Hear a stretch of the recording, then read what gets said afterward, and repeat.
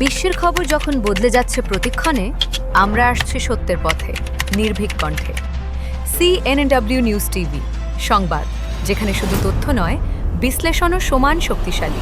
মা খালেদা জিয়ার জানাজা ও দাফন সম্পন্ন করতে সহযোগিতার জন্য সংশ্লিষ্ট সকলের প্রতি নিজের ও পরিবারের পক্ষ থেকে গভীর কৃতজ্ঞতা জানিয়েছেন বিএনপির ভারপ্রাপ্ত চেয়ারম্যান তারেক রহমান।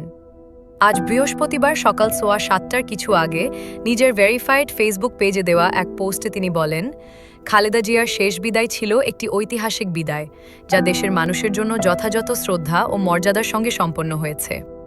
তারেক রহমান সেনাবাহিনী, নৌবাহিনী ও বিমান বাহিনী, নিরাপত্তা ও আইনশৃঙ্খলা রক্ষাকারী বাহিনী, বিভিন্ন মন্ত্রণালয়, কূটনৈতিক প্রতিনিধিসহ দায়িত্ব পালনরত সবাইকে ধন্যবাদ জানান। এছাড়া কঠিন পরিস্থিতির মধ্যেও জানাজা ও দাফনের খবর বিশ্ববাসীর কাছে পৌঁছে দেওয়ায় দেশ বিদেশের সাংবাদিকদের প্রতিও কৃতজ্ঞতা প্রকাশ করেন তিনি। পোস্টে তিনি বলেন, গভীর শোকের এই সময়ে সবার সহমর্মিতা, সম্মান ও দায়িত্ববোধ তার পরিবার ও জাতির জন্য ছিল অত্যন্ত মূল্যবান।